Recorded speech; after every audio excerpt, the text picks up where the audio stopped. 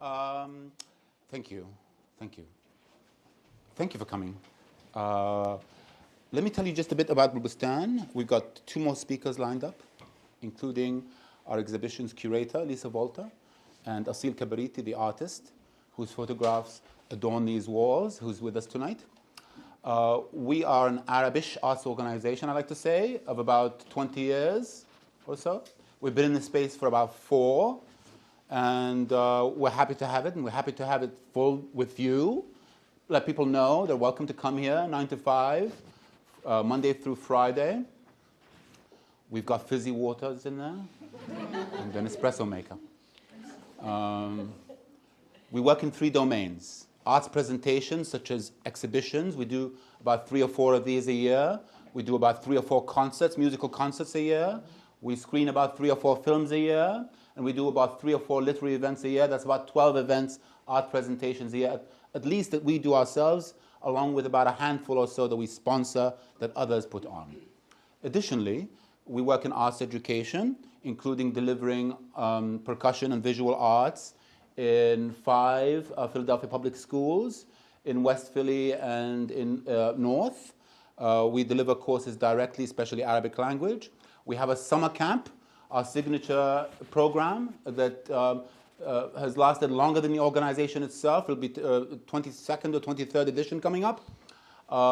Let everybody know, latter part of June. And we, what else we do? We also offer courses here and there and workshops and whatnot. Finally, we work in civic engagement, particularly important in an election year. We've done some COVID relief. We've done some awareness relating to the census and to voter registration and voting. And we also run something called Al Bustan News Service, which covers the cultural life of Southwest Asian, North African people of Greater Philadelphia. So that's a short blurb about what we do. We welcome your being here. I needn't remark on the moment of the exhibit.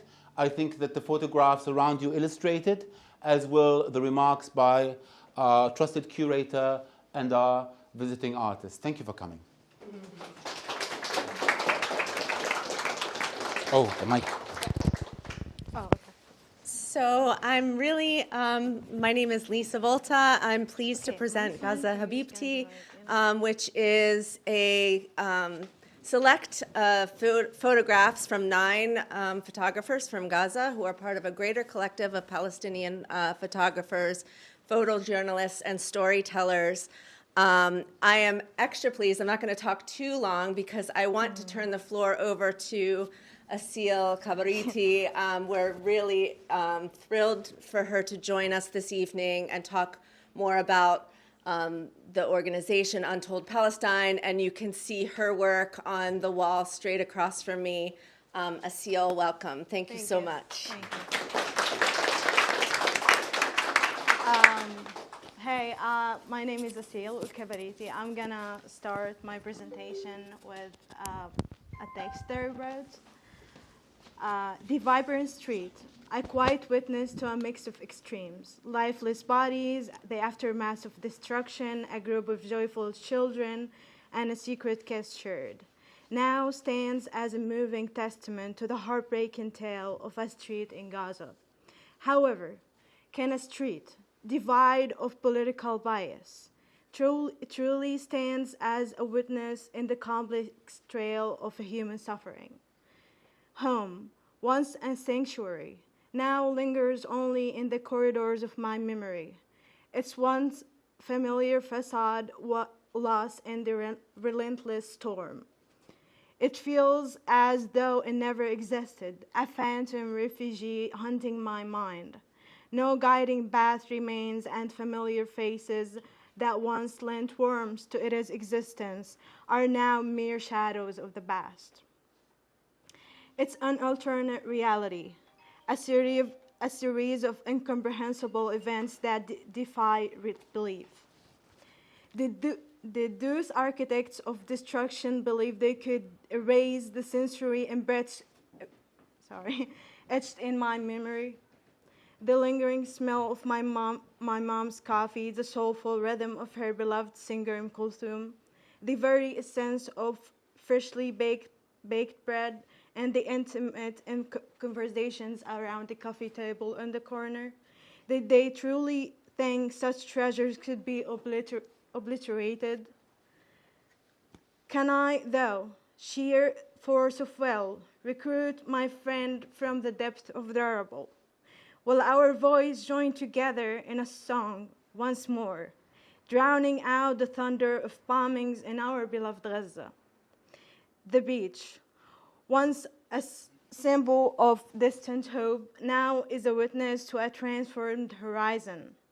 Behind the once promising line, a world of endless possibilities used to exist.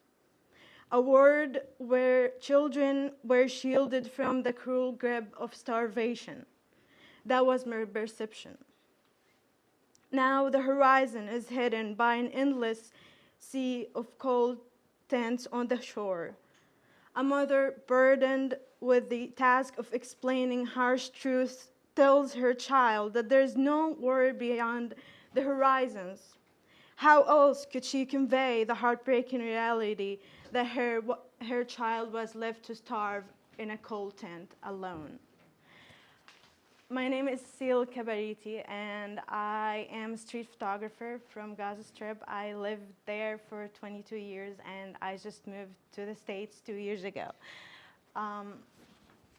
I came here in scholarship, and now I'm an asylee. I learned photography and walking in the streets of Gaza, and basically by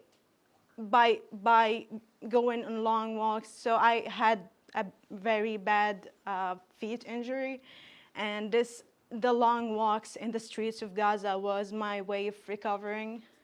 And I used to take my camera, Eve, which was my family's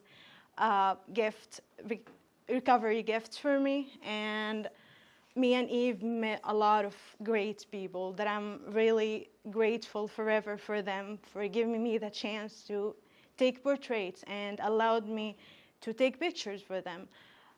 These people, I wonder every day if they're still alive. All the children, all the great people.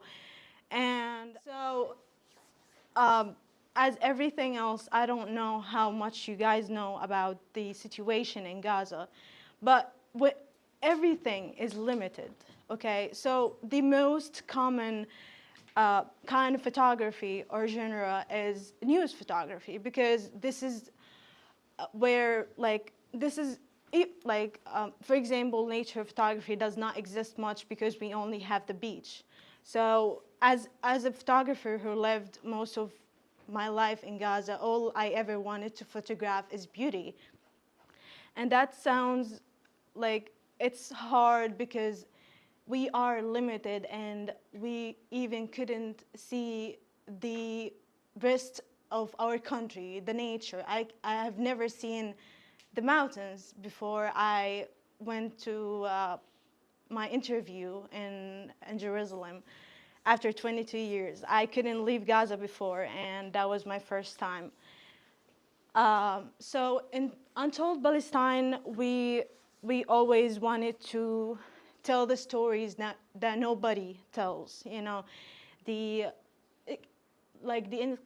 inspiring stories. You know, that shows that Palestinians are not what the world are expecting them to be. And Untold Palestine was a perfect platform that allowed us as Palestinian photographers to share our, our inspiring stories and our,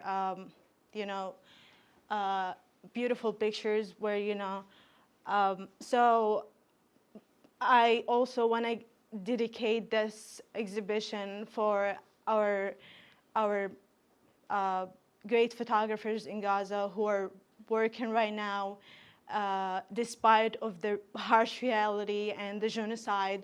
They're working very hard to document this and to deliver their people's voice.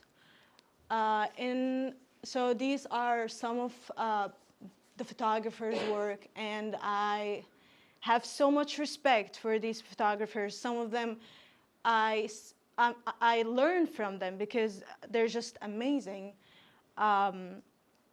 So with Untold Palestine, we used, as I said, we used to document beauty, and in such hard times like this, we had to change our narrative. We had to talk about something else. We had to show the world our stories in the way we want it to be shown, because the mainstream news show us either as heroes or they either dehumanize us, which we're not extraordinary people. We're just people. We get sad, we cry, we grieve, but at the same time, we have lives, we have lovers, and we have houses that we care about, we have jobs that we care about, and a career that we worked so hard to build. So when the news and the mainstream news dehumanize us, it makes it easier for people to accept our suffering, because they think that we've been suffering the whole time, so it's not something new.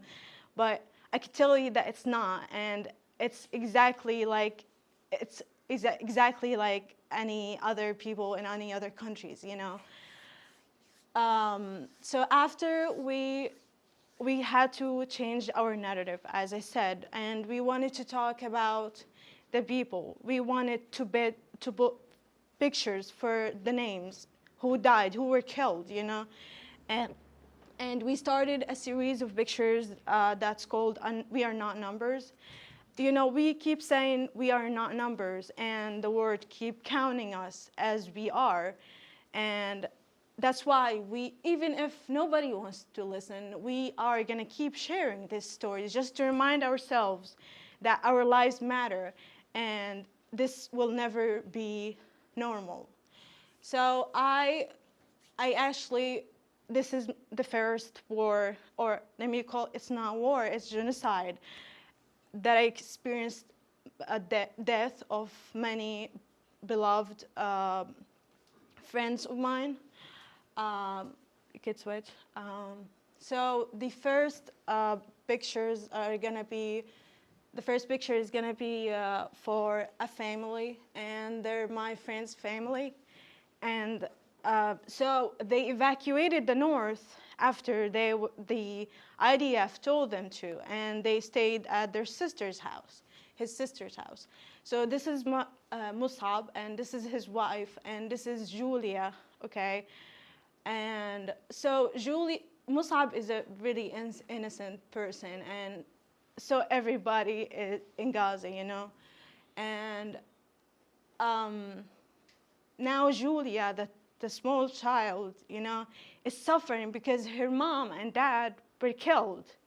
And so is her aunts and her uncle. So even her aunt was about to get married in October, and she was just killed, you know.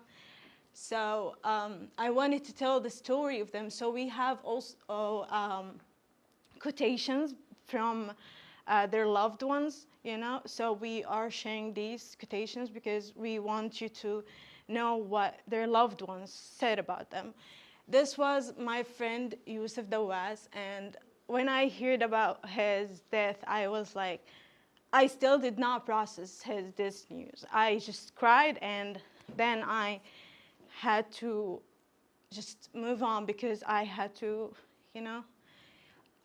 Yusuf was a great person. I remember him very well because we at least used to meet twice a week, because he was in a youth group that I was leader for, and Yusuf always wanted to learn more, and there's just so much stuff I could talk about him, and yeah, so you can switch.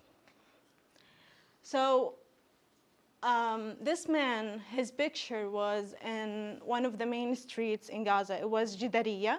It's like a big painting in a big wall, you know.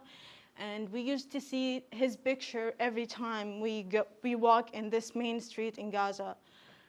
And unfortunately, he was also killed, you know. And his name Uncle Rafiq. He was killed, and so in the picture he's holding sabr, and that means sabr also means patience. So, and he was a really hardworking man who was really nice to everybody. And again, they're all innocent, and they were killed for no obvious reason, you know. So this is actually my friend Muhammad. I'm sure most of you saw the video. He was playing with children in the video. He was playing with the children in the hospital, Madani hospital, before it got bombed. It got bombed the same day he posted this video for the children. He was trying to make the war less intense for them. He was playing with them. Muhammad also, I used to meet him a lot. He means a lot to me. We created this movie because we wanted to talk about our attempts of life. You know, every time we try to create life, we try to be creative, we try to resist, we end up suffering for some reason. You know, we love life, and this is what I want to say, and this is what Muhammad was trying to say in this movie. You know, he was trying to paint, but I'm gonna let you watch the movie and you're gonna understand. Thank you.